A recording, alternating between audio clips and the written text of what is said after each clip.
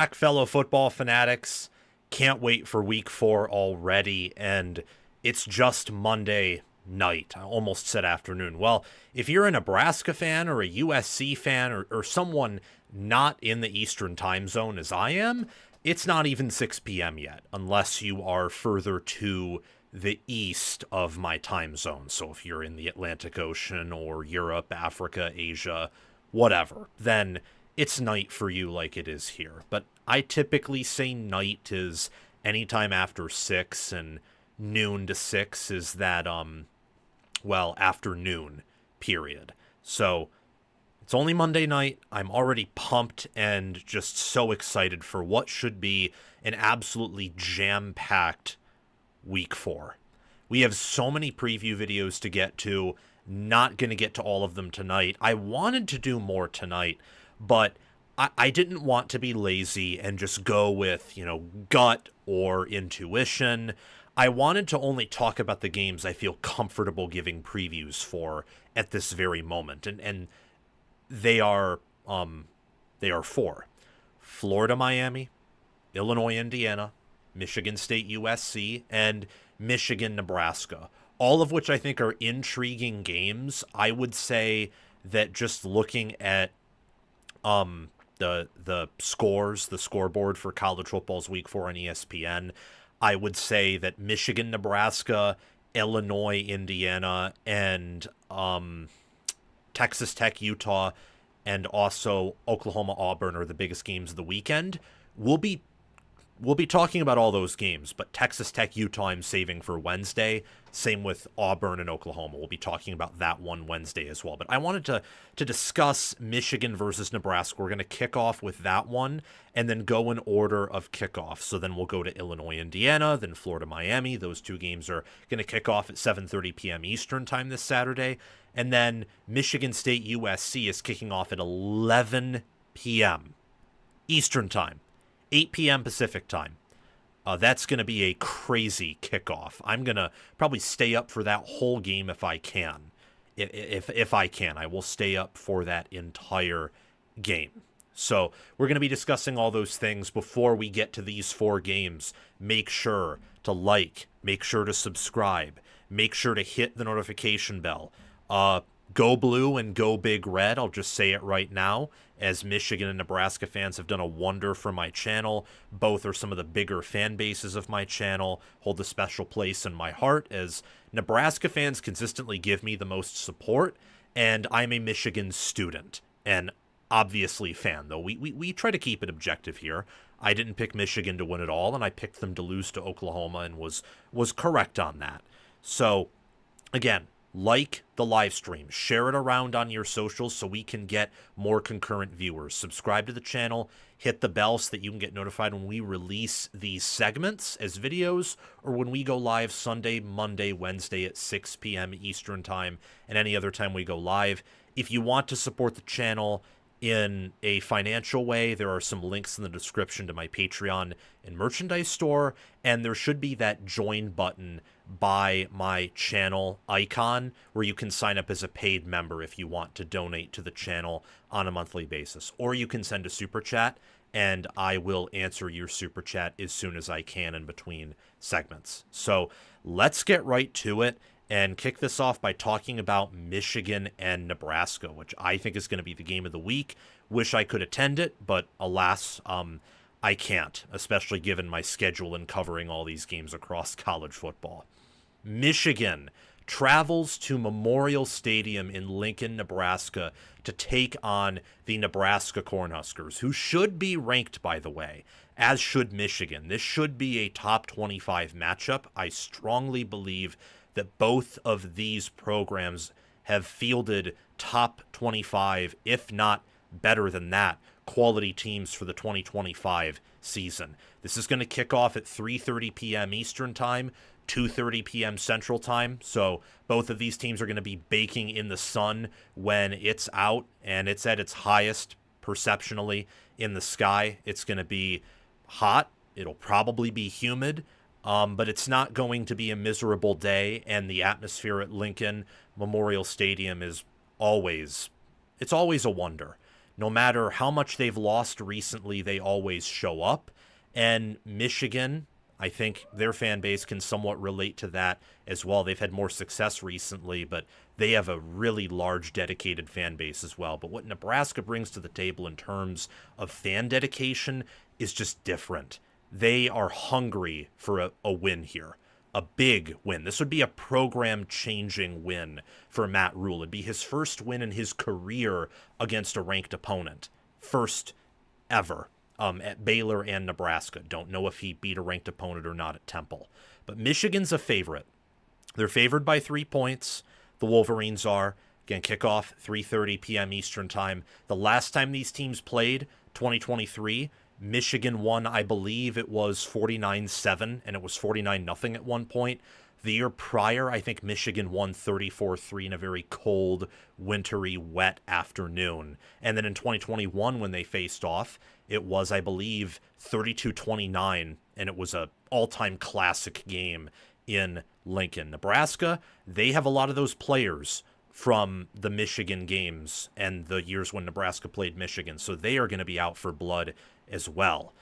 I think that these teams so far have shown a lot of potential, a lot of promise, but also have their downsides and weaknesses. I don't think any of us are kidding ourselves in terms of these teams' chances of winning a national title, at least right now.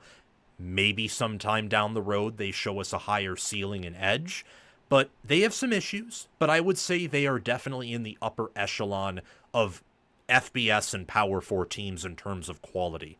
You can see it in their points per play margin. And unlike some other teams who have right now a very flukishly large or small points per play margin because they've either played a ridiculously tough strength of schedule through 3 weeks, or they've had a lot of turnovers, a lot of unlucky or super lucky things. I've watched both of these teams closely. They have had luck bounce their way and bounce against them. They have had games where they have clearly played to their ceiling, others where they have not. They, I think, have performed pretty average relative to their talent. Not saying they're not doing a good job or not doing a bad job in some areas, but it's not like they have a ridiculously high turnover margin for 3 games. It's not as if they have a bunch of big plays against busted coverages or possession catches that could have easily gone the other way, like Tennessee against Georgia a few times. I think the analytics are pretty accurate on these teams early on, and that's not always the case. Michigan has a points per play margin of 0.336. Nebraska has a 0.425. This data does not factor in FCS games, so Nebraska's game against Houston Christian really isn't counted here, but that wouldn't change these metrics all that much, as they beat Akron worse than they did Houston Christian. Offensively, I think Nebraska's shown a bit more promise than Michigan, at least through the air. Michigan has shown more promise in their rushing offense, especially last week with Underwood using his legs and amassing over 100 rushing yards. He looks like a natural runner. That's something that Dylan Raiola just doesn't have. And on top of that, he has arm talent that isn't as developed as Raiola's, and I can clearly see that in some of his throws, but he has the same potential, could even have a higher potential there. And Raiola's an amazing quarterback. Underwood is just viewed by many of the recruiting services as generational, and you can talk to any fan who's watched him play, and it's similar with Raiola, where they will tell you the potential's there. They'll give glowing reviews. I think that this might be the best combined quarterback play we've seen in a Michigan-Nebraska matchup in the history of these matchups, at least in terms of potential. And they'll face off again, I believe, when both Raiola and Underwood are still at Michigan-Nebraska. Don't check me on that. But I'm so excited. I think you all can tell that I'm very excited. Both defenses have played well. Michigan, I think, has some issues stopping the pass, to summarize it. Nebraska has some issues stopping the run. Michigan has a 17.1 FPI rating, which is 10th. Nebraska's a 14.7 rating, which is 17th. Those ratings correspond with how much FPI thinks these teams are better than the average college football team. So Michigan's viewed as the better team here, but Nebraska's at home, and per FPI, this should probably be a pick 'em. If not, Nebraska may be favored by 1, just using the number 3 as home field advantage. And yet Michigan's favored by 3 here. And yet they are. I think Michigan's defensive line and their defensive front, along with their quarterback, are really the X factor, best positions of their team, or at least the positions with the most talent and oomph to them. I think for Nebraska, that's quarterback, wide receiver, and their defensive back room has really impressed me so far. It's a unit that I think right now is number 1 in passer rating allowed in the entire FBS. Some key storylines to pay attention to for this game. Does Michigan's offense continue on its treadmill of evolution, where in week 1, week 2, they don't run Bryce Underwood at all? I think that it did not help them against Oklahoma.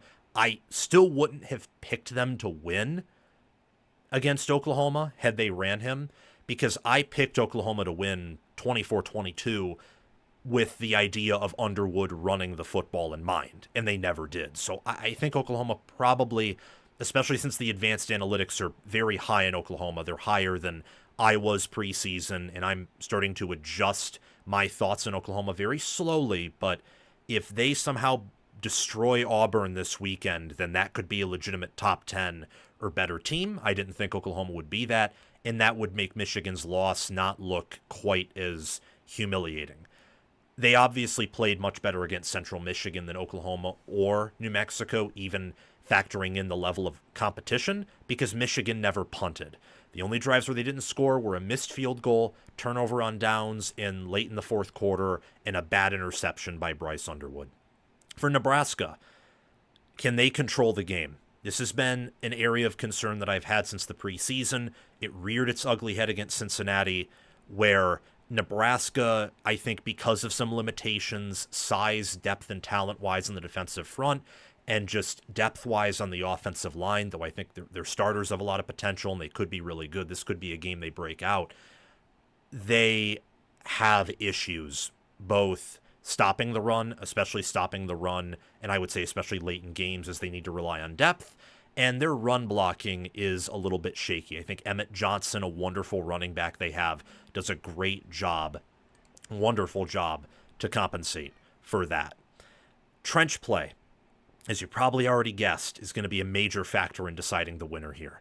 I think that if Nebraska is able to run the football effectively and stop the run, they're probably going to win in a blowout, because I think that Nebraska does have an air advantage here. However, in theory, Michigan should be able to run the football for 150, 200, maybe even more yards on the ground. In theory, they have the more explosive rushing offense than Nebraska. Their defensive line is much bigger, more talented.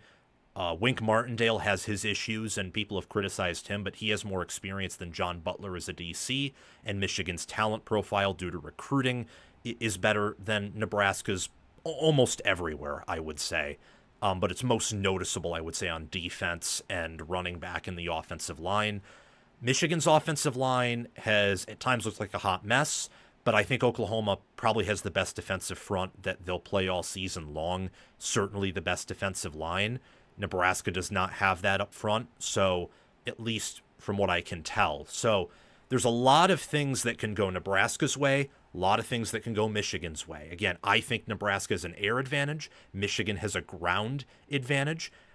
It could be, it's very unlikely, but it could be the opposite. I mean, there's enough unknown about these teams and enough differences in how they play to where the game could go really in any direction, I think. I can see Nebraska getting away from Michigan. I can see Michigan getting away from Nebraska. I can see one of these teams winning by a single point because someone misses the extra point. It's blocked, or maybe a team kicks way more field goals and a team scores a touchdown, kicks the extra point to win. Who knows? I think that Nebraska, in just a neutral field analogy, has more going against them than Michigan does. But the home field advantage, especially given it's only Underwood's second road start, and Michigan will be without head coach Brycen Moore, not just for this game, but for the whole week, I think kind of balances that out. I mean, you look at Michigan, and Bryce Underwood already, I think, is closing in on Dylan Raiola faster and faster as the days and weeks go on. I do not think Donovan McCulley would be Nebraska's wide receiver 1 or 2, but he could be their wide receiver 3.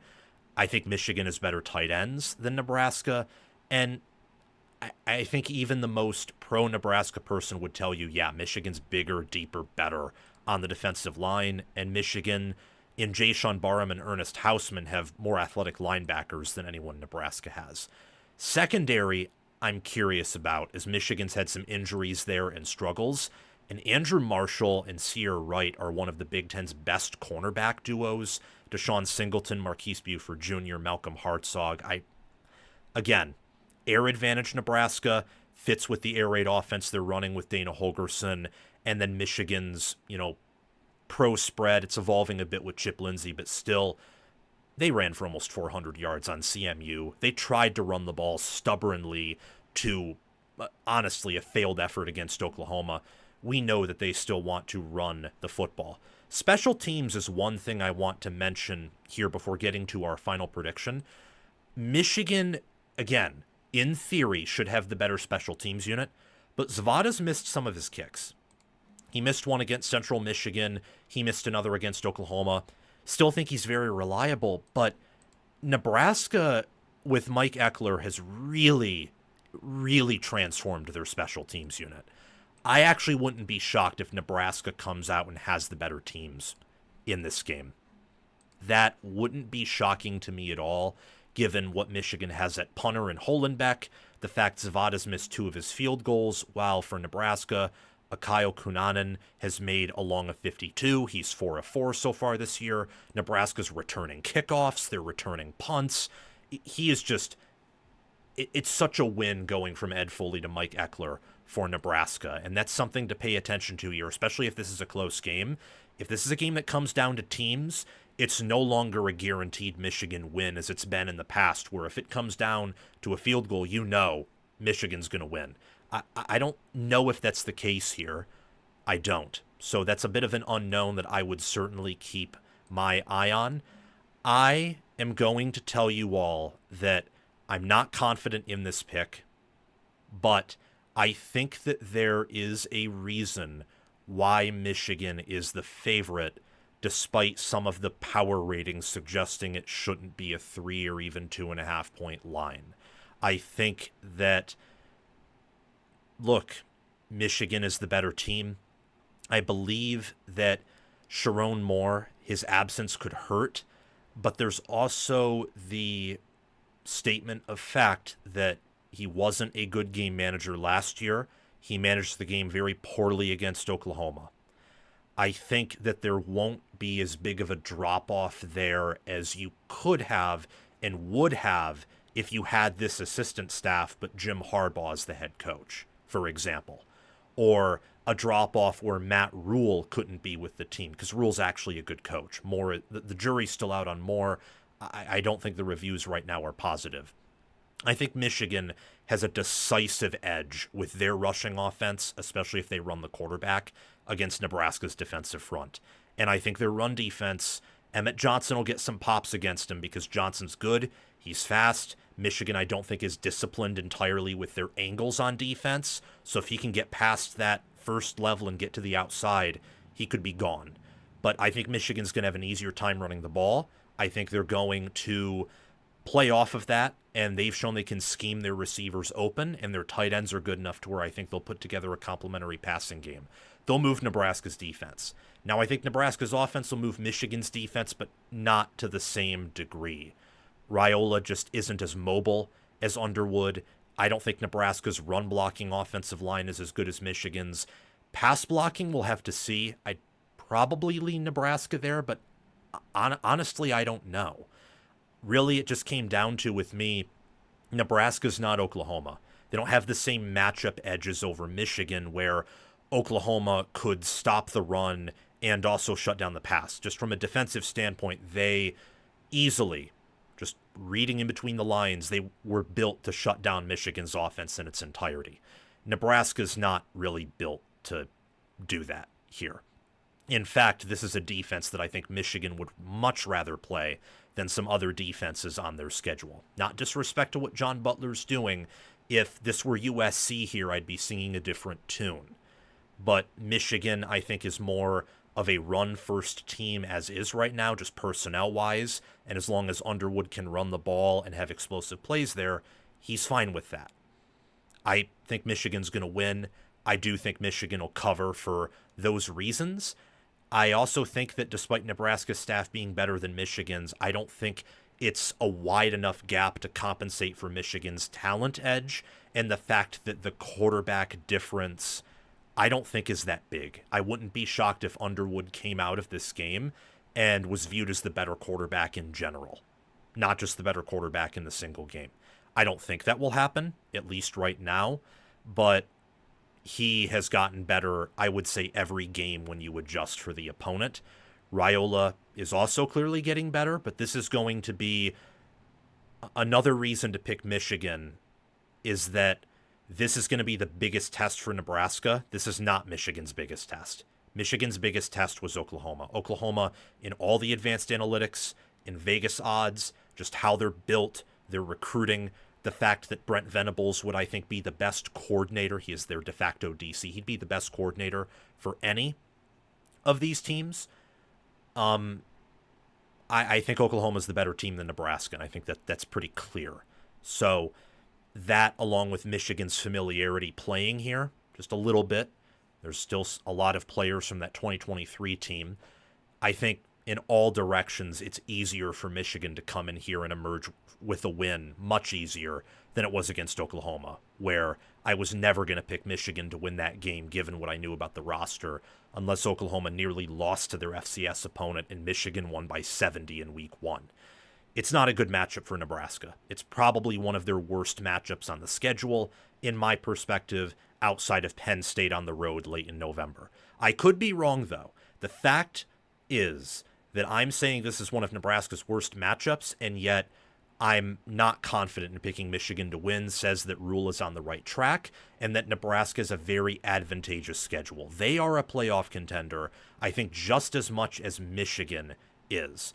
Regardless, I think Michigan wins. I think they cover, and Nebraska will win the air battle. They'll keep it close. It'll be pretty back and forth, and anyone can win here. This is going to be one of those all-time classic Big Ten matchups between two blue blood programs, by the way. And that's what makes this so good, is that we are privileged enough to get a game between two historic elite programs.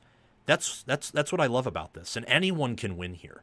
This is not a game where how do I put this? This is not a game where any result should surprise you. If Nebraska wins 30-7, I'd be shocked from a holy cow, Michigan is really that bad, but I wouldn't be shocked in the sense that I could never see that outcome happening. Like Michigan, maybe they are just really bad against competent competition. I'd be shocked at that result, but it's not impossible.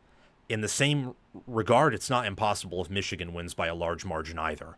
And Nebraska can't get anything going because they're struggling to run the ball. Raiola, he was off at times against Cincinnati. They do not have the caliber of defense Michigan does. And at the same time, Michigan's rushing offense just keeps Nebraska's offense off the field, and they can't score. So this is going to be a really good game. I'm going to be glued to the screen while watching it. Sarayan Taylor Slots, thank you for the $2 super chat. 31-27, Nebraska gets the W. I feel it this year. Go Big Red. You should expect your team to win if you're a Nebraska fan. And if you're a Michigan fan, you should expect Michigan to win. This is another thing that makes this game so just 10 out of 10 chef's kiss, is both teams should expect a win here. You should expect your team, regardless of your fandom in this matchup, to go out and earn a win. This, in the same regard that it is a program-defining win for Nebraska could be, it is also one for Michigan, I would say. If Michigan, without their head coach, can come in here and win and look good, it could be an indictment on Moore, or it could be a showing that Michigan is heading in a positive direction and can maintain its status that it had in the Harbaugh years. For Nebraska, you win here, and you have a ton of momentum. Michigan has more to lose than Nebraska. Nebraska has more to gain, but I think either could incur a loss or have a win here and be very positive or just fine in the future. Charged Sugar 934, thank you for the $20 super chat. I really appreciate it. Love the videos. What rank should Michigan be if we beat Nebraska comfortably? Go Blue. If Michigan beats Nebraska comfortably, they should be ranked top 15. If they beat Nebraska comfortably, they should be power rated top 10. At least based on what I'm seeing. FPI actually has Michigan top 10, which I think is too early of an overreaction. But I had Michigan flirting with the top 10 preseason, and with how good Oklahoma has looked, if Oklahoma looks good against Auburn and Michigan comes out and handily beats Nebraska, then Michigan should be power rated top 15, top 10. They should be ranked resume-wise top 15, but not top 10, because Nebraska is a good team. It's not the same, I think, just from a ratings standpoint, as beating a Notre Dame or a Miami. It honestly, to this point, is probably the same as beating Clemson on the road, so maybe you should be ahead of LSU, but then again, LSU doesn't have a loss. Ratings-wise, it's much easier for me to give an answer than ranking, because with rankings, I just get so confused by all the double standards involving them. GBR to you, Go Big Red, Saray and Taylor Slots, and Go Blue to you, Charge Sugar 934. Thank you for the $2 and $20 super chats, respectively. I see some comments saying if Nebraska wins this game, they can go 11-1. I have said in the preseason that Nebraska can go 11-1. There's only one game Nebraska can't win. That's the Penn State game later in the year. You're not winning that game. If Michigan had to play Penn State later in the year with this roster, I'd kind of say the same thing, too. Penn State's worst possible matchup is against a team like Georgia or against Ohio State due to Ohio State's mental edge and Ohio State having elite outside play that Penn State can't keep up with. Obviously, neither Michigan or Nebraska are Ohio State or Georgia. Everyone else outside of those two teams, I think Penn State matches up very well with, and I still think Penn State's the number one team in America. Let's move on, though, to two teams who are vying for a top 10 ranking and rating themselves. These two teams are ranked top 20 right now in Indiana and Illinois. Illinois is ranked top 10. I think either right now, depending on how they play their schedules, has an opportunity to reach the college football playoff, but only time will tell. Let's kick it off. The Illinois Fighting Illini, the 9th-ranked Illinois Fighting Illini travel to play the Indiana Hoosiers in Bloomington this Saturday at 7:30 p.m. Eastern Time. It's going to be a night kickoff in Memorial Stadium in Bloomington, Indiana. Beautiful weather, 76 degrees Fahrenheit, 2-mile-per-hour winds. Indiana right now is a 4.5-point favorite. This could be the game of the week. In terms of rankings, AP rankings, this should be the game of the week. I don't know why College Game Day went to Florida, Miami. Michigan, Nebraska, Oklahoma, Auburn, Illinois, Indiana, I think were much better choices for destinations. But I also understand wanting to see a strong Miami team and a Florida team that's probably a little bit better than their 1-2 record.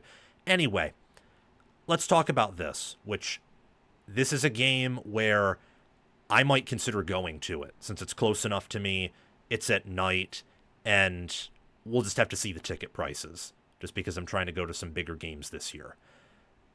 I cannot stress how important this matchup is for both of these programs. Can't stress it. There's no way you can exaggerate how important, how critical it is for these teams to win this game. Can't exaggerate it. Reason number one, both of these teams have, in terms of talent, tougher matchups for the rest of the season, and also have to play a Big Ten schedule. So if you lose this game as Illinois or Indiana, you're probably, if you're Indiana, losing to Oregon and Penn State. If you're Illinois and you lose here, you're probably losing to one of USC, Ohio State, maybe both. And for both of these teams, Illinois, they have to play Washington on the road. Indiana, they have to play Iowa on the road. Illinois has to play Rutgers for example. Sounds like an easy opponent, but Rutgers is not 2010's Rutgers. They're 2024, 2025 Greg Schiano Rutgers, who's had him going bowling every year since 2023. Indiana has to play Michigan State at home, and Purdue is no longer the same pushover they were last year. So nothing is guaranteed with these teams, especially given their talent profile. So for them to lose this game, that would probably axe any hopes of going to the college football playoff, if I'm being honest here. Number two, Illinois has not had the opportunity, at least as of yet, or they haven't taken advantage of it, to really beat a team of this caliber. Correction, they've had the opportunity, they just haven't followed through and beaten a team of Indiana's caliber yet. Indiana, likewise, has not beaten a top 10 team under Curt Cignetti. And in power ratings, as it stands right now in efficiency metrics, they haven't beaten a team of this quality either. We'll see if Illinois, in terms of power ratings, is better than 2024 Michigan. 2024 Michigan, power ratings-wise, finished ahead of 2024 Illinois per FPI, but 2025 Illinois brings everyone back. As of right now, they're projected to finish much higher than 2024 Illinois. So we'll have to see. You know, things change year to year, and when you bring back a lot of starters and players, that helps in your team making a big leap. But Indiana did something similar. They didn't bring back quite the production Illinois did. They used the portal more because they had to, but they brought back Michael Kamara, D'Angelo Pons, Aiden Fisher, Elijah Surratt, Carter Smith at tackle. They returned Kalen Black at running back, Omar Cooper Jr. at wide receiver. Illinois, they returned quarterback Luke Altmaier, running back Aiden Lowry, tackle J.C. Davis. In fact, they returned much of their offensive line, a vast majority of it, much more than just J.C. Davis. They returned Gabe Jacques at edge, Dylan Rosiak, Malachi Hood at linebacker, Alec Bryant, and then at DB, Torrey Cox Jr., Miles Scott, Xavier Scott, Caleb Patterson, and Matthew Bailey. Also, shout out Tanner Arkin at tight end for Illinois and Josh Kreutz at center. So these are veteran-laden teams. These are two coaches that do more with less. And they're both power-rated top 25 per FPI. Illinois has a 13.5 rating, which means they're 13.5 points better than the average college football team. Indiana's a 15.6 rating, which is 16th. I think Indiana's trenches, the O-line, D-line, their DBs, really their defense as a whole plus the O-line are their best aspects this season. Maybe one could say Fernando Mendoza and the receivers, but I want to see a little bit more out of them. For Illinois, I've been impressed with their D-line, but I want to see more out of it. I know their linebackers and defensive backs are ridiculously good, especially DBs, and I know Altmaier's a stud. O-line, receivers, running back, shown some talent, but I want to see more out of them because they've shown some inconsistency as well. There's still things each of these teams can clean up. There's reasons to expect them to get a little bit better as the year goes on, as they do have, I think, a much better depth situation than they did last year. You look at their points per play, some more, advanced analytics than just yards per game or yards allowed per game, which I think are to a certain degree overrated. These are better, especially as the season goes on. Illinois is a 0.434 points per play margin. It means for every 1 play they run, they score 0.434 more points on that given play compared to one of their opponent's plays. For Indiana, it's a 0.304. Offensive points per play, similar, both above a 0.5. Defensive points per play, though, allowed. Illinois only allowing a 0.151. Indiana allowing a 0.228. FCS data is not included. So Illinois' week 1 game, Indiana's week 3 games are not factored in. Huge part of the reason why Illinois is beating Indiana here in the points per play margin is their turnover margin has been much higher than Indiana's, and that is something to keep in mind here. I do think if one team is going to win the turnover battle here, it will be Illinois. I do think that. I mean, they are great at forcing turnovers.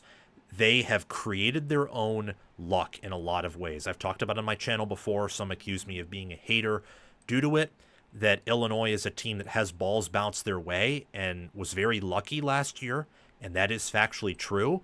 But they also, I'm going to give them credit where it's due, they have created their own luck. Bielema has done a wonderful job punching above his weight class.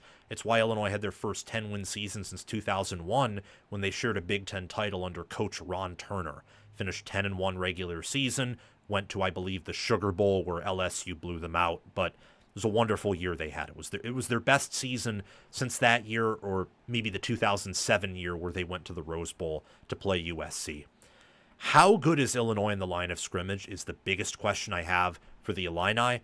And for the Hoosiers, are they really the wagon that, based on film and the advanced analytics, many think they could be, and I actually think they are? Who is Indiana? Because Illinois is going to be their biggest test by far.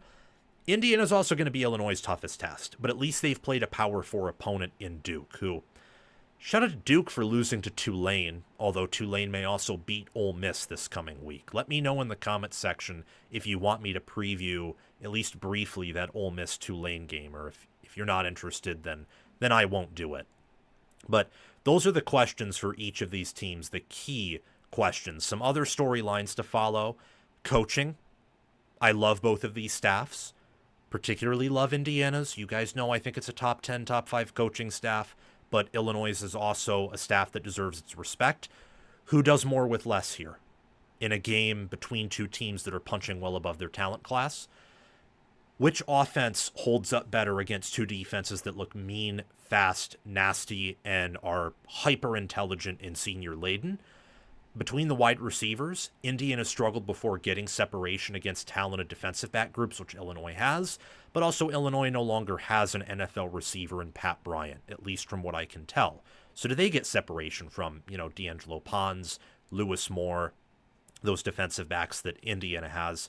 The defensive fronts for both of these teams, Indiana's got Michael Kamara, Tyreek Tucker, Mario Landino, Stephen Daly, Dominique Ratcliffe. Love what IU has up there. Don't to the same degree. I don't quite love what Illinois has up there. But James Thompson Jr., Tamiwa Duriaji, Gabe Jacas, who's technically an outside linebacker, but, kind of built like a defensive end, really a do-it-all player there. They have players there too. And defensive front also includes linebackers, which Illinois is really good at. Same with Indiana. And coverage discipline. Who covers better? Because both of these teams have really good quarterbacks and underrated wide receivers. So you're going to need to be disciplined. You're going to need to cover well, not commit a bunch of holds or pass interferences. And if someone beats you, then you pull out the PI card and yank them down. Who's more disciplined? Who makes fewer mistakes? Who is the better team? And can Illinois, I know Indiana doesn't exactly have elite home field advantage, but they're going to fill up their stadium. This is going to be a sold-out crowd. It's going to be as loud as possible.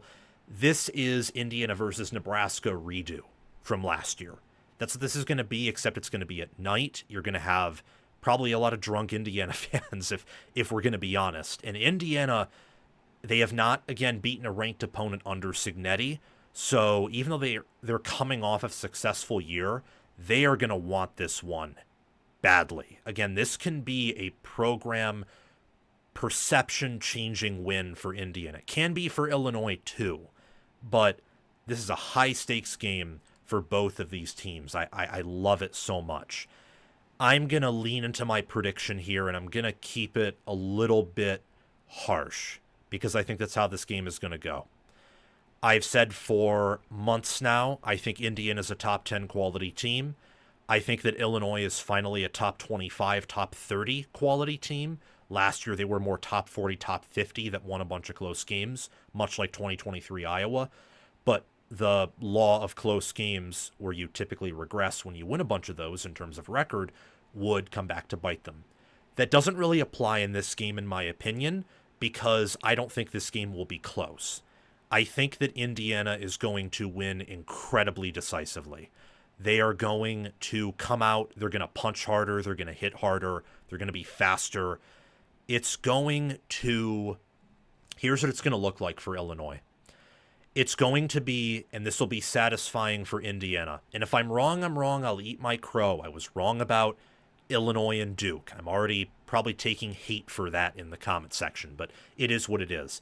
For Indiana, this will be satisfying because I think they will do to Illinois what Ohio State did to them, where it's going to be at home and they're going to own Illinois in so many ways that Illinois is going to walk into the stadium thinking, what happened there? And it's not because Illinois is not an above average good FBS team. They are. I'm that high in Indiana. Indiana's looked better every week. Another thing to consider is while Illinois' defensive front is better than it was last year, they are not a defensive front, whether it's due to 3-down defensive linemen or main D tackle Kurt Neal not being quite built like a Big Ten defensive tackle. And again, Illinois' strength is more so their secondary, quarterback, wide receivers. As much as they want their strength to be O-line, I've had Illinois fans I'm close to tell me they're very concerned about the O-line. I am from what I've watched. I'm not concerned with IU's O-line. IU's O-line is big, it's fast, it's deep. You would think they recruit much better or had a much better talent composite just solely looking at their offensive line and defense. They're averaging 300 rushing yards per game, and they're not getting explosive plays. I think they're hiding some things for this matchup here. So Indiana's going to win. They're going to cover. They're going to win big.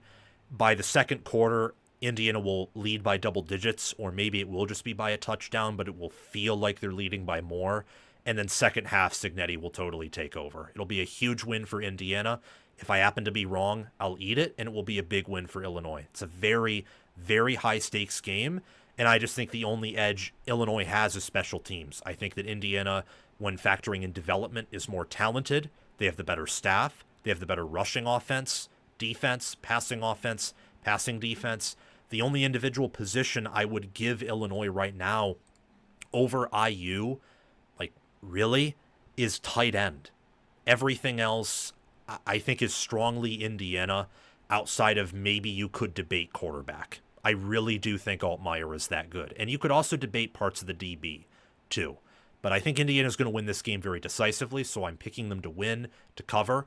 They're ranked top 20, and that's good, but I think Indiana is a top 10 quality team. Not a national title team. They're not there, but they're in that next tier below where they're not going to win it all, but they'll basically beat everyone else who also isn't going to win the national title. And honestly, to close out this segment, they can beat some teams who have a higher ceiling than them. There are some teams who can win it all, while Indiana can't because those teams have more talent, that I would favor Indiana to beat from a coaching edge and maybe roster matchup standpoint. I very strongly believe that Indiana is going to come out with their hair on fire and they're going to win this game in a decisive fashion. All right, let's talk about Florida and Miami next. And then we will, of course, close out this game. Or not game, whatever. It's felt like a game with how back and forth I've gone with my different thoughts. But we will close out this segment talking about USC Michigan State. So all of you who are on here right now, I see many of you dipping out because Florida-Miami probably doesn't interest you. We don't have a lot of ACC, SEC fans yet. We're going to get there. Stay on. Even if it's in the background, you are going to love the USC Michigan State preview. If you want to talk about something else, you can also send me a super chat and we can talk about something else for a little bit, something that you're interested in. But let's talk about Florida and Miami. The question surrounding the Florida Gators and the Miami Hurricanes is Florida going to show up? Florida, with a 1-2 record, coming off of 2 painful losses in a row, travels to the 3-0, 6th-ranked Miami Hurricanes, who are high off of wins over Notre Dame and wins over USF. It's going to be 81 degrees Fahrenheit in Hard Rock Stadium with College game day in attendance at kickoff. 6-mile-per-hour winds. Kickoff is at 7:30 p.m. Eastern Time, by the way. The spread is currently Miami minus 7.5. Was in the preseason, I think, Miami minus 3. And for much of the year so far, I think through 2 weeks, it stayed there. They didn't adjust it. The books came out and adjusted it. It's now Miami minus 7.5. And where I looked on FanDuel, it was actually juiced towards Miami covering. I think that has a lot to do with a few factors that I want to discuss. Mostly the quit factor, but also the idea that Florida's offense just isn't what I, many who I respect, who are more well-known and should be more well-known than I am, who are better than I. Right now, I strongly believe this channel one day will be the best college football channel. But Florida has been very clunky on offense. I mean, beyond clunky, disorderly, disorganized. It's been chaos. It has been, this is the best term to describe Florida's offense. Cancerous. That's the term. It doesn't make sense. It popped out of nowhere. It's a plague. It sucks if you're a Florida fan to deal with, but you have to accept the diagnosis here. This offense has been dreadful. The defense has been what I expected it to be, which was a very talented unit. In fact, I'd say it's been better than I expected it to be, even with Tyreek Sapp and Caleb Banks and other talented players. But Miami looks like they've reloaded, if not improved as an overall quality team, because the offense is excelling and is reloaded at wide receiver. The defense looks much better under Corey Heatherman. For Florida, it's kind of a Jekyll and Hyde situation. The ugliness of the offense, the beauty of the defense, and to a certain degree, the special teams unit. If Florida quits, you'll know within the first few minutes. I mean, Miami will, because College game day's there, I imagine Hard Rock Stadium will once again be sold out or very close to it. I think that Miami is going to steamroll them if Florida quits. But I don't want to assume that they're going to quit. So I want to get that out of the way, and I'm going to take this approach that Florida is not going to quit for a few reasons here that I want to address. Number one, you're 1-2, and you've lost a conference game on the road to the, I believe, highest ranked SEC team. Why would you quit? Why? Especially if you were a player who's maybe newer to the roster or has a lot to lose, such as Lagway. If Lagway continues to perform this way, his NIL value, his draft stock value is going to plummet. Why would you quit right now? Your coach also hasn't been fired yet. If Napier was fired, this would be a quick preview. I wouldn't dive into this at all, and I would tell you Miami's going to cover 7.5, and it wouldn't be close. But Napier's not fired yet. And if there is any time to save his job, to shift all the chips in the table, it's here. It's now. Their margin of victory has been straight up awful, mostly because of the offense, which is only scoring 0.181 points per play. You know how pathetic that is? 0.18 points per play offensively. That's disgusting. That is just a straight up travesty. I don't even know how. I know they played a good defense in LSU, but USF's defense is not that good. And they played LIU in a game where Lagway didn't look good.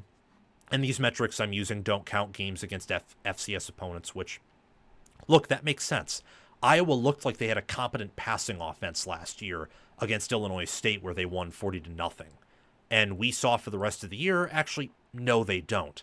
When you can't scale your talent to your opponent's talent, your opponent can do whatever they want, even if they're not good at it, for the most part. Florida is outside the top 100 in points per play. They are a glorious 119th. Again, scoring 0.181 points per play. It's just, it's disgusting. It's a travesty. It's the reason Napier should be fired. Iowa in 2023, no, they had an easier schedule, but this is a Brian Ferentz offense we're talking about. They scored 0.249 points per play. 2023, Iowa's outscoring you on a points per play basis. And you have DJ Lagway, and they had a cheeseburger in Deacon Hill. That's how disappointing it's been. At the same time, the defense is only allowing 0.330 points per play, and points per play includes plays like pick sixes, for example, or that busted, somewhat flukish touchdown pass from Byron Brown to his receiver against Florida, where Florida's safeties missed the tackles and missed the assignment. In the grand scheme of things, Florida's defense has played about as good as it possibly can. That's why Florida's power rating is a 10.2. They're still power rated top 30, 28th. Miami's is a 17.1, which is 11th. Looking at home field advantage here, Miami should be favored by, little over 7 points. Anywhere from 7 to 10 points, probably closer to 10. But you got to balance the money, balance the books here. And that's where you get the 7.5, and it's juice to the Miami side. I think for Florida, their X Factor players and units are all on defense at this point. I can't even say, sadly, that Lagway is an impact player. I don't think he is. He's looked downright dreadful. When you throw 5 interceptions in a game, well, you're John O'Corn, you're Tanner Lead, you're Adrian Martinez when he was broken and not playing well. You're Heinrich Harburg. Just naming, you're Deacon Hild, naming all of these bad quarterbacks that I've watched mostly from the Big Ten West, by the way. Most of them. That's what you are.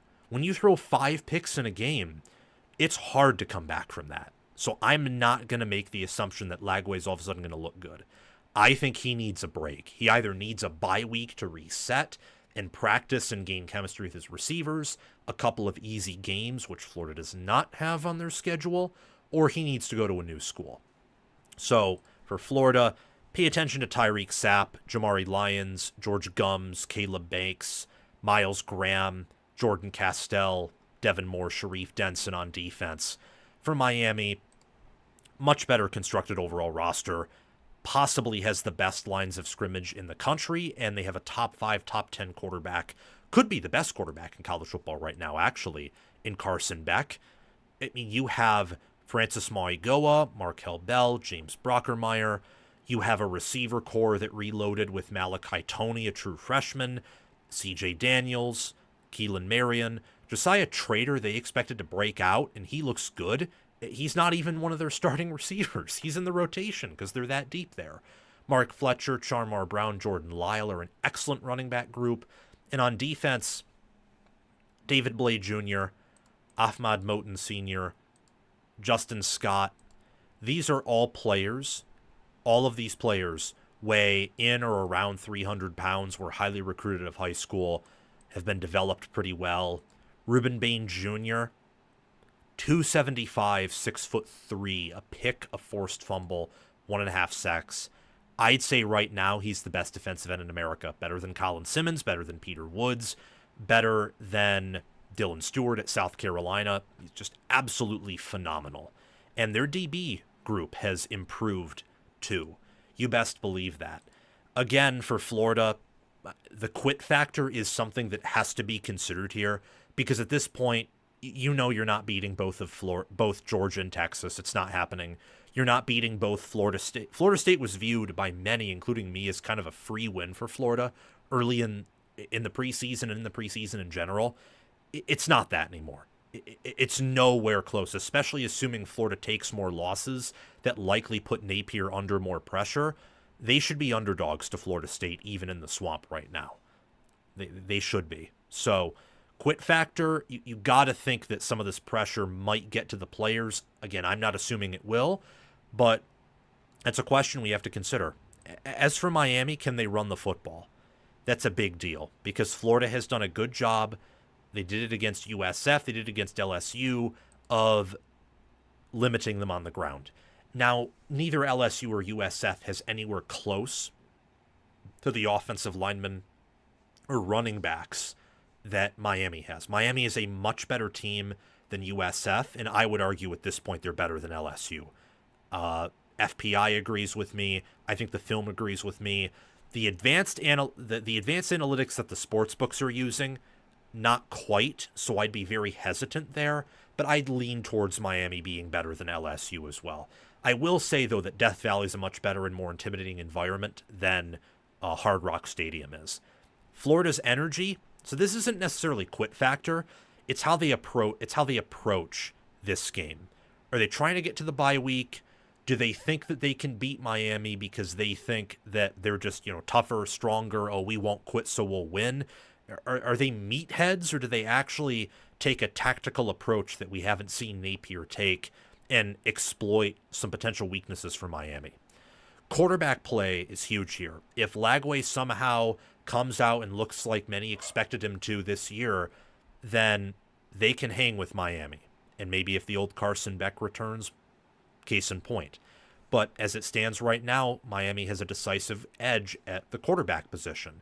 That, on top of Miami having superior lines of scrimmage, even though Florida in theory should match with them there, is concerning. A defensive backfield, this is an area where I don't quite know who to pick. Florida's been so impressive on defense. Like, they're fundamentally sound. They tackle well. They do a really good job stopping the run.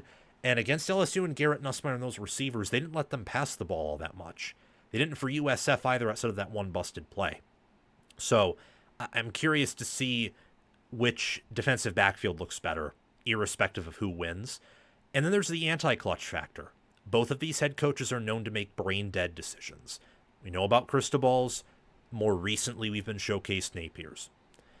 Which staff coaches better, or maybe a better, funnier way of phrasing this is which staff makes the least amount of mind-boggling, game-breaking mistakes.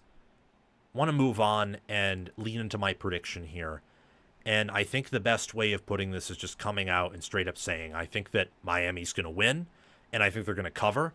I think the game will be competitive, but I think Miami will win by double digits and pull away late. I do believe that. And I do because they're the better overall team. And I also, it's a little bit, and I'm going to showcase this theory in other matchups. I think there could be a little bit of Michigan-Georgia theory. It's a term coined by a friend of the channel, Baldfather Betts. I love it. Michigan-Georgia theory is a reference to Michigan playing Georgia in 2021 in the Orange Bowl. And Georgia and Michigan wanted to do the same thing offensively and defensively, but Georgia was just drastically better at every position. Almost no player for Michigan outside of maybe Aiden Hutchinson, maybe one of Michigan's guards, maybe, honestly, that's it. Like, only one or maybe two Michigan players on that team would have started over Georgia, and they probably would have been rotating. So what all that means is that when you have two teams who want to do the same thing and one team is better at almost every position, that team is going to win 9 out of 10 or 10 out of 10 times. Often they can win very decisively.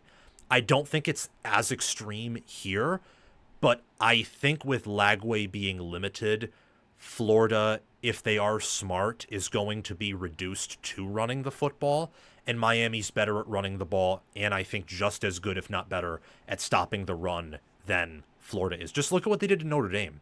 Notre Dame had some successful runs, but Notre Dame's rushing offense and those backs are really, really good. They have a better O-line and running back room than Florida does, for sure. I love Miami's defense against Florida's offense, and I like Miami's offense to eventually get behind this Florida defense and wear them out. I also think their staff is much better, and they're slightly more talented, especially when factoring in development. So I have Miami winning, covering that 7.5-point line. They will pull away from this game late and control the game from start to finish. And last but not least, we will talk about Michigan State and the USC Trojans. Let me see if there are... Oh my gosh, 96 concurrent viewers and 42 likes. You guys are absolutely awesome. Keep it up. And I'll keep up my end of the bargain. If you guys want me to talk about anything that you want to talk about, feel free to send in a super chat, because right after this, I'm gonna get off and I'm going to upload these clips probably tonight, because I have a lot of stuff that I want to get to tomorrow, a lot of stuff I want to get to Wednesday. I don't want to keep you guys waiting, even though I just uploaded, 10-15 reaction clips from yesterday's live show. So let's get to this, and then we'll get on out of here. So Michigan State and USC. I'm actually going to ask this for the live chat before we get to this preview. Let me sit back and just crack my neck. How many of you were furious, if you're Michigan State fans or even USC fans or college football fans in general? How many of you were furious that this game's kicking off at 11 p.m. Eastern time? Let me know, and I'll be paying attention for a few seconds, maybe a minute, to see what you guys have to say. And also make sure to subscribe to the channel, hit the notification bell, like the video, do all of those things. Thank you very much.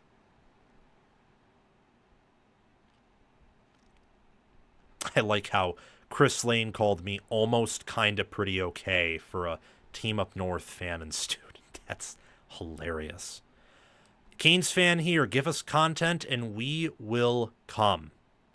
Oh, I'm giving you guys content. You've engaged well with me. I just got to make more content for you guys, and you guys will follow. That's something that... Oh, okay. So I got some comments. Jaden Johns fight on. Matt R, 11 a.m. or p.m. You're funny. You're funny. A lot of people will be watching that game probably at 11 a.m. Horrible time slot, Donnell Smith. I agree with you. Bad. Okay, I will say this. If it was 11 p.m. on a Friday night, I would actually love it. But 11 p.m. on a Saturday night, that irritates me. I am furious at that point spread, says Max Ellis. Unfair to Michigan State with this game time as a Trojan fan. Agree. In the same way, I don't think Oregon Northwestern should have kicked off that early. Like, I know Oregon was always going to win, so it wasn't as unfair. But I don't like... I think West Coast teams for the Big Ten, if they're traveling over, should kick off at noon their time or later. And teams on the East, if they travel west, should kick off no later than 8 p.m. or maybe, if you want to push it, 9 p.m. their time. Chris Lane, thank you for the $5 super chat. I really appreciate it. I missed your thoughts on Illinois, Indiana. I'm working too much. I hope you're doing okay, Sam. I'm doing splendid, Chris. I really appreciate your $5 super chat, your support. Thank you for being a moderator. I appreciate you a lot. My thoughts are that Indiana's going to blow Illinois out. I'll just leave it at that. And then if you want anything more, you can watch the segment, as you always do. You pretty much always comment at least on the majority of my videos, which, again, I appreciate a lot. I'll give you some more information, though, in case you're on here. I think Illinois and Indiana do want to play different styles of things to a certain degree. I do think Illinois ideally wants to run the ball more, and Indiana probably wants to pass it more. But Illinois has been, I think, with their roster and with their O-line and different things, I think they've been pigeonholed into what Indiana wants to do. I think Indiana's better at almost every position than Illinois. I think that Indiana is a real playoff contender, and if Indiana just had a 50% BCR, I would have them as an obvious natty contender with that staff. Indiana has a national championship caliber staff in Bloomington. If they can keep that staff together and pay to get like just top 25 recruiting classes, we could see Indiana in the semifinals in a few years with the staff they have. And they've paid to keep them. I respect Illinois. People say I hate on them, but I don't. I would love to see Illinois reach the playoffs. It would break the game. I'd almost love to be wrong, with the exception of Indiana, because I love Indiana too, and I love them more. But I think reality says Indiana's a much better team, so I'm picking them to win big. Payne Bow, thank you for the $5 super chat. Really appreciate it. The Big Ten was healthier when Michigan State was scary. The Spartans have a dangerous vibe, and I think that ethos is coming back. Thanks for covering. You're welcome. Thank you for the $5 super chat. And I think, here's what I think about Michigan State and their current ethos. I think, or maybe it's ethos, I forget. I think that if Smith goes bowling and competes in big games, or at least plays big teams better than he did last year, closer, I think that he'll survive the year and the donors will buy back into the program after being a little bit gun-shy from the whole Mel Tucker incident, and they'll give him money to get better recruits, get better portal players to retain his staffers, to make staff changes if need be. And at the end of the day, Michigan State, I think, will, in a few years, shockingly compete pretty well with the bigger, more reputable teams. However, if they go 5-7 again, or 4-8, I think that Michigan State will have to enter another rebuild cycle. It's Michigan. The line between Michigan State winning 5 games and 6 and 7 games is razor thin. And I also think that's the razor thin line between Michigan State being back very shortly or potentially falling off a cliff yet again. Okay, let me read the rest of the comments. 1 milligram of epinephrine. I didn't even know that was your name. That's hilarious. Miami had an 11:30 p.m. Eastern time last season versus Cal. Ridiculous game, ended 3:30 a.m. Yeah, that was stupid. And Miami would have dominated that game probably if it kicked off earlier, I would say. Okay. Let's get to Michigan State USC, and then we'll get on out of here. Thank you guys for the super chats. Thank you for responding to me in the chat about that kickoff time. I really appreciate your engagement.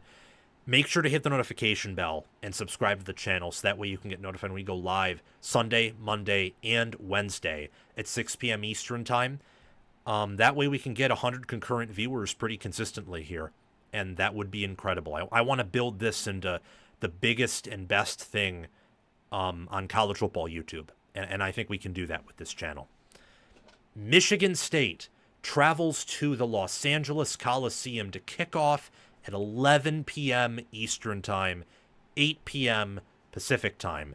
Not on a Friday, as USC Rutgers was last year, and I actually thought that was kind of cool. No, this is on a Saturday. It's Saturday night, 11 p.m. Eastern time. That's when Michigan State traveling to USC kicks off. 75 degrees Fahrenheit, 2-mile-per-hour winds. USC opened as, I think, a 15 or 16 point favorite, and the line quickly traveled up to USC minus 17.5 is the line. And I understand that.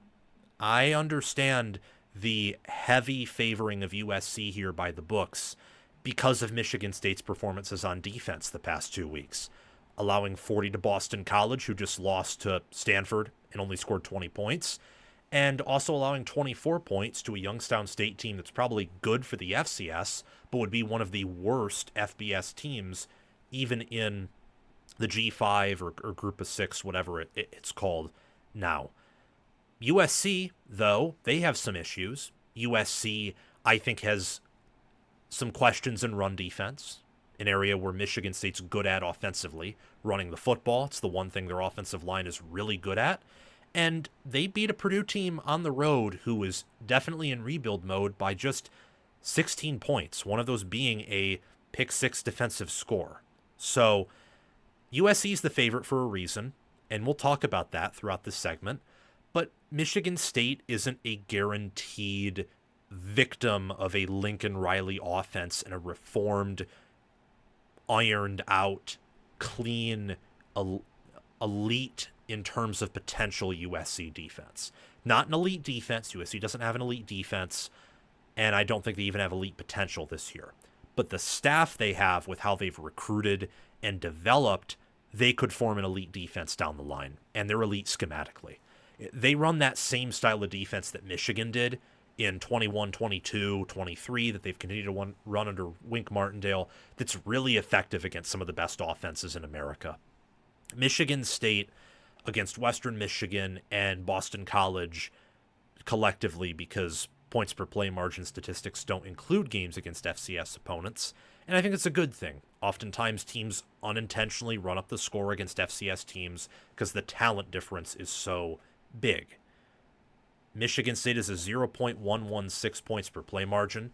For every one play they run, they score just a little over 1/10 of a point more than their opponent does when they run a play. For USC, that's 0.642.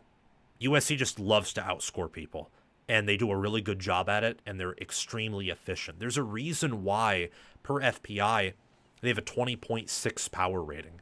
They're viewed as nearly 3 touchdowns better than the average college football team. They're 5th there.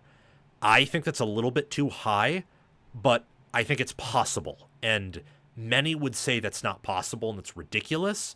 It's possible.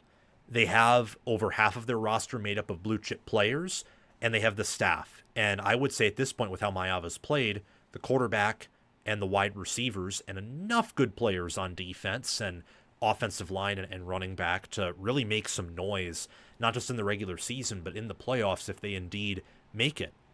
FPI favors USC to go to the playoffs, and honestly right now, I would too. I picked them to reach the playoffs in the preseason, and I'm actually standing on that right now based on what I've seen. I'm more confident in it watching what is unfolding across the college football landscape right now. Michigan State's offense is not their problem. USC's offense, yes, is scoring 0.873 points per play, but USC's offense is a little bit more fundamentally, pro-explosive play and making sure you get that explosive play than Michigan State is, and they're more talented there.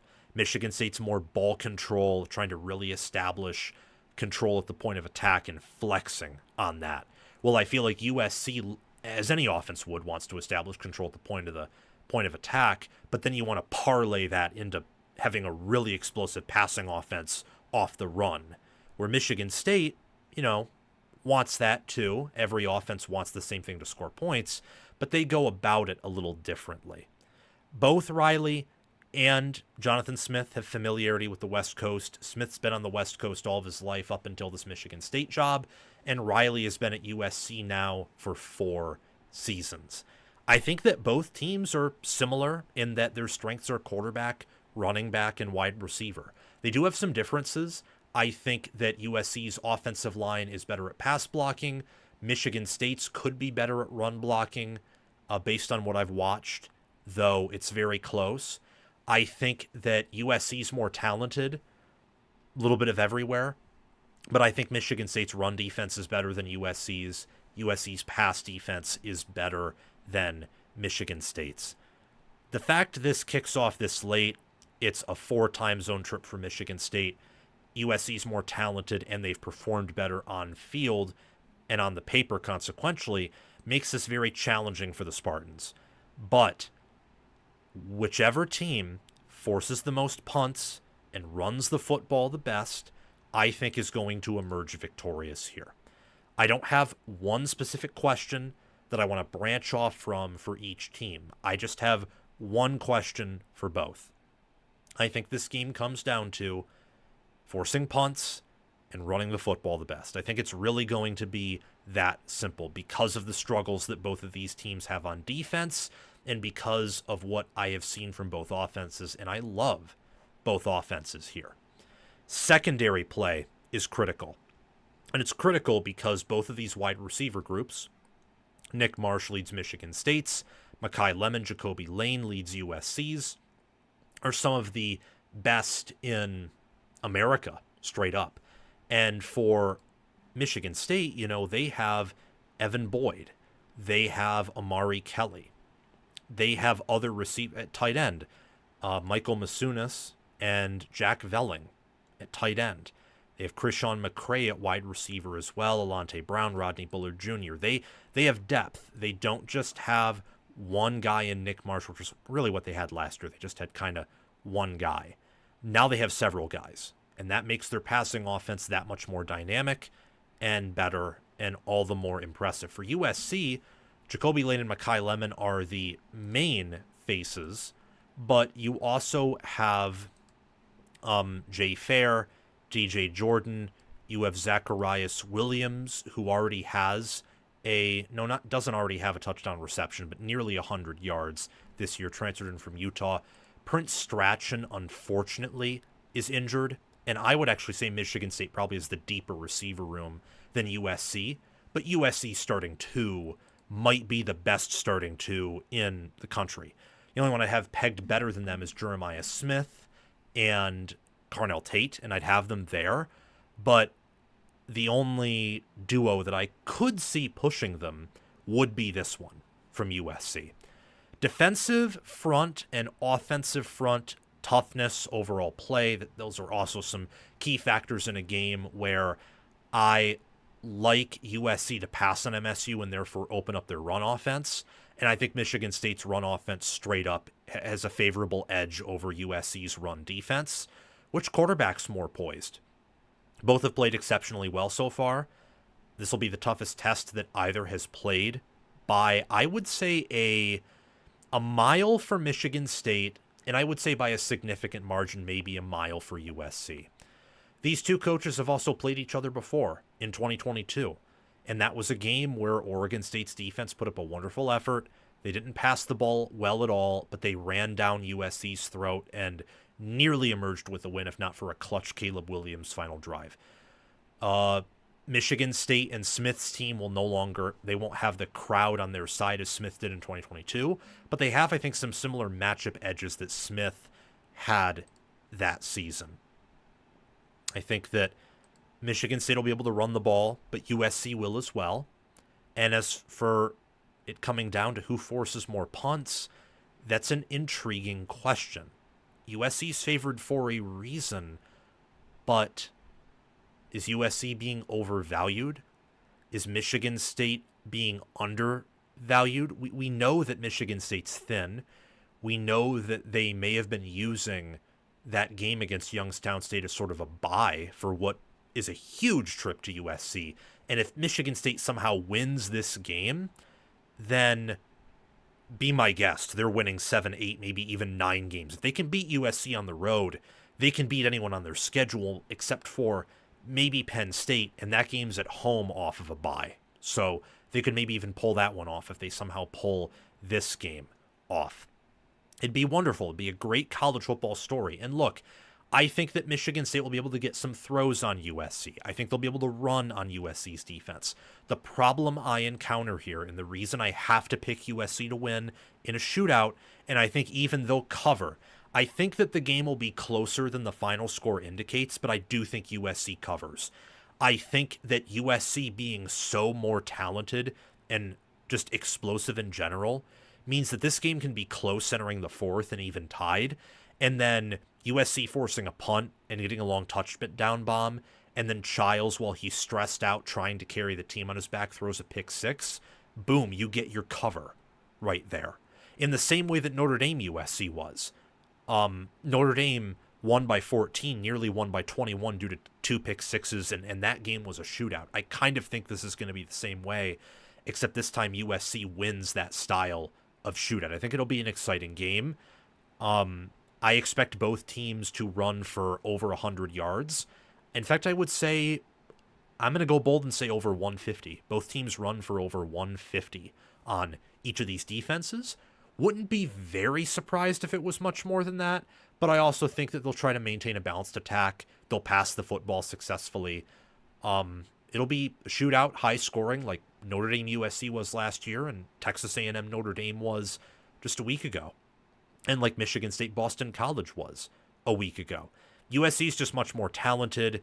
Michigan State is the better special teams, and I got to be honest, I think their staff's the same caliber of USC's, and if I had to go with one, I'd side with Michigan State's, but USC's has impressed me so much, and I know their roster's better, so I have to go with USC to win in a shootout, and I'm picking them to cover based on the assumption that their explosive plays will take over, and that'll quickly overwhelm Michigan State when I believe USC eventually pulls away.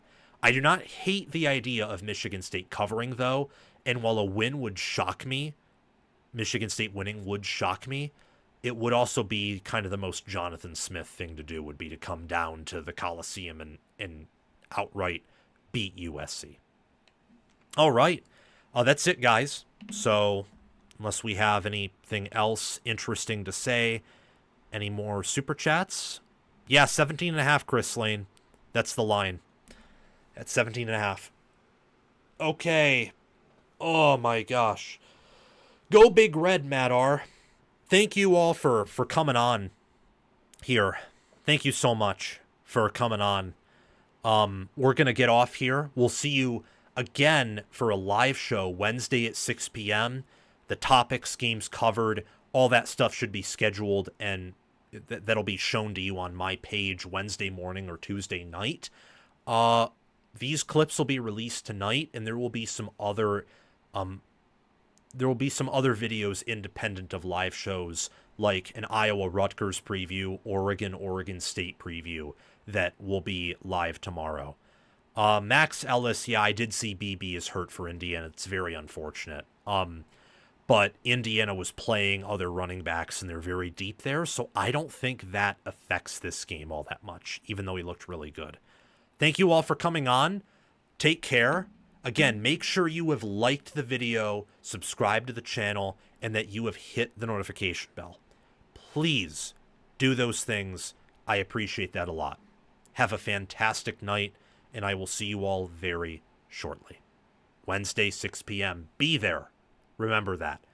Remember that. And if any of you are Indiana fans, I don't know if this is too late or not, but if any of you are Indiana fans with connections, I would love to be able to get a sideline pass to that game. If I can get a sideline pass to Indiana, Illinois, I'm definitely going there this Saturday. Definitely. It's time for me to level up my game.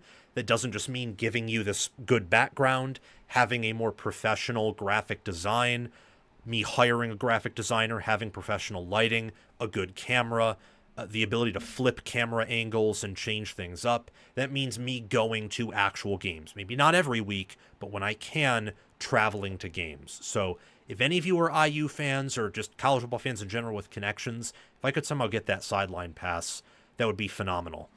Same with Penn State, Oregon. I don't know if anyone on here is a Penn State fan, especially one with connections, but if you are, I really want to go to Oregon, Penn State.